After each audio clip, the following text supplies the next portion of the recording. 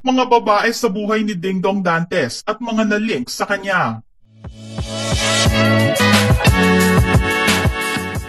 Marian Rivera. Nagkaroon man ng intriga noon sa relasyon nilang dalawa na nagsimula noong gawin nila ang seryeng Marimar. Masasabi naman na kahit ilang taon na ang lumipas ay sobra ang pagmamahal ni Dingdong kay Marian. Makikita naman ito sa ikinikilos ng aktor at maging sa ginawa niyang public proposal sa dance show ni Marian noon. Kahit ginawa na niya ang una sa Macau, ipinakita naman ni Dingdong sa maraming tao na seryoso siya sa aktres. Mula noon hanggang ngayon ay hinahangaan ng dalawa at sinasabing couple goals ang kanilang relasyon. Antoinette Tos. Unang nagkasama sina Dingdong at Antoinette matapos lumipat ng batang aktres noon sa GMA7 mula ABS-CBN.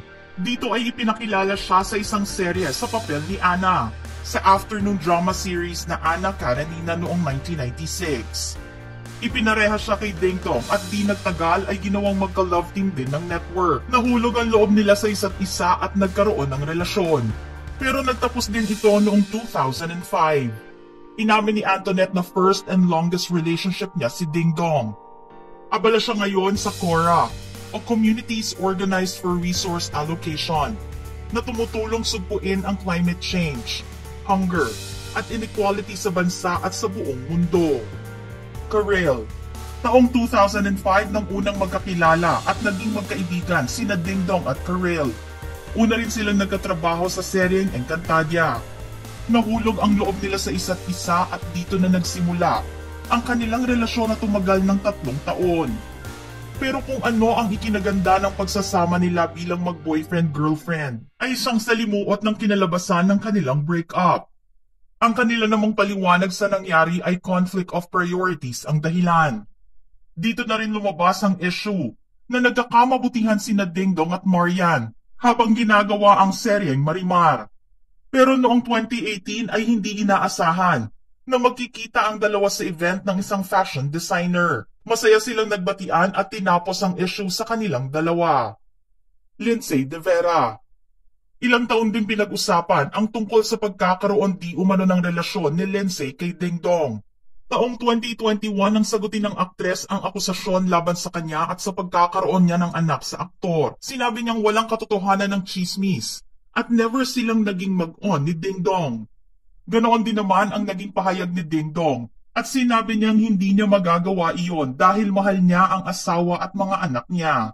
Nagkasama silang dalawa sa mga serya ng GMA7 na Pari Koy noong 2015 at alias Robin Hood noong 2016. Kylie Padilla.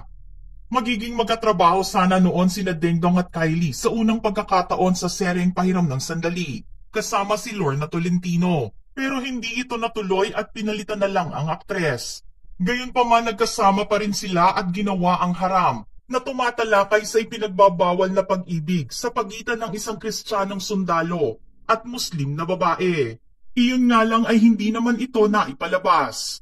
Dahil dito nabalita ang pang-iisnab ni Marian kay Kylie na nangyari di umano sa birthday party ni Ina Asisio noong 2012. Pinagselosan di umano ni Marian ang aktres dahil naging magkatambal sila sa proyekto ni Dingdong. Di nagtagal ay naging magkatrabaho naman silang dalawa sa seryeng Encantadia at nasabi ni Kylie na mabait at masarap katrabaho si Marian. Andrea Torres. Naging leading man ni Andrea si Dingdong sa seryeng alias Robin Hood. Pero kahit na sinong babae ang madikit sa pangalan ng aktor, ay siguradong maiintriga dahil sa pagseselos ni Marian Rivera. Taong 2017 lumabas ang isyong pang-iisnab ni Marian kay Andrea sa backstage ng weekly noontime show kung saan host si Marian, ang Sunday Pinasaya. Lumalabas na kinumpronta ni Marian si Andrea sa set ng kanilang show, pero nilinaw naman ni Andrea na hindi sila nakita ni Marian noong panahong iyon. Ang pagkakaalam ng marami ay magkaibigan ang dalawa, subalit si Marian daw ang dahilan kung bakit umalis sa poder ng AAA management si Andrea. Bella Padilla.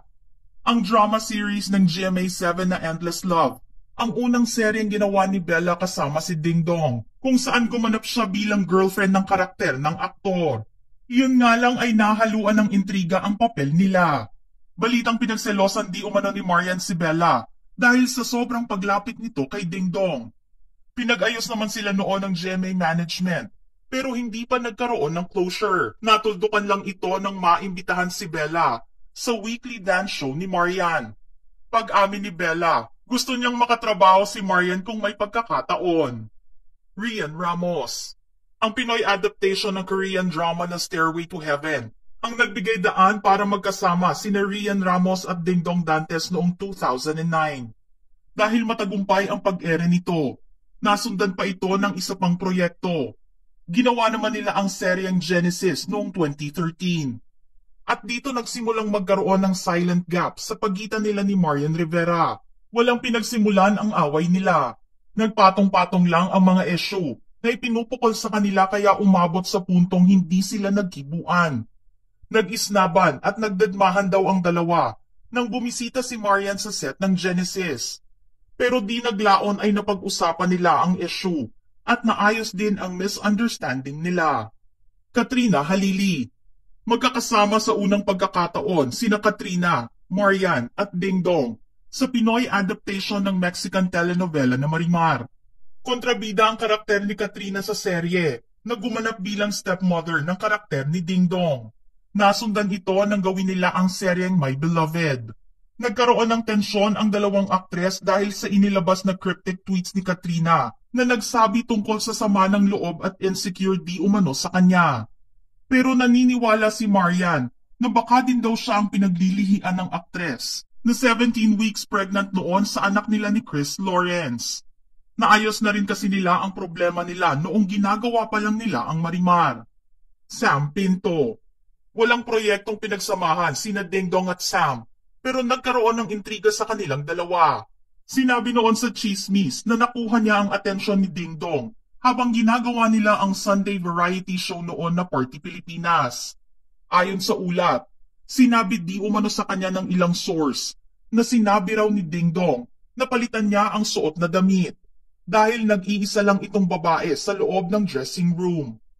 Nilinaw naman ni Sam na hindi sila nag-uusap ni Dingdong o nagte-text. Simpleng hi lang daw kapag sila ay nagkikita. Inamin ni Sam na minsan din siyang inisnab ni Marian dahil sa issue at nangyari ito sa rehearsals nila ng Party Pilipinas. Heart Evangelista. Unang beses sana nilang magkakatrabaho ni Dingdong at excitement lang ang naramdaman ni Heart para rito. Subalit ang mga fans nila ay tila hindi pabor na makasama ni Dingdong si Heart dahil sa pilit silang pinagbabanggang dalawa. Ang ending tuloy, nagkaroon ng issue sa airport nang sumugod ang ina ni Heart kasama ang mga bodyguards. Ito ay matapos nilang umuwi galing sa location shoot ng Temptation Island. Pero nagkaayos din naman ang dalawa nang magsabay sila sa pagdalo sa kaarawan ng GMA7 chairman na si Felipe Gozon. Sobrang maayos na ang dalawang aktres ngayon. At wala nang issue sa pagitan ng dalawang kampo. Sa katunayan ay makikita na ang pag-follow nila sa isa't isa sa Instagram. Jenilyn Mercado. Ang seryeng Descendants of the Sun ang nagbigay ng pagkakataon kina Jenilyn at Dingdong na makatrabaho ang isa't isa. Masaya dapat ang paggawa sa proyektong ito. Pero maraming fans ni Marian ang nagsabing iboboykot nila ang serye dahil hindi siya ang naging leading lady ni Dingdong sa proyekto. Ngunit mariing itinanggi ni Marian ang isyong ito at sinabing naiintindihan ng kanilang mga fans ang sitwasyon. Pinabulaanan din niya na may misunderstanding sila ni Jenilyn. Matagal na rin ang issue nila noong 2011 nang malink si Marian kay Mark Heras na ex-boyfriend ni Jen at nabalita ang panliligaw ng actor-dancer kay Marian noon.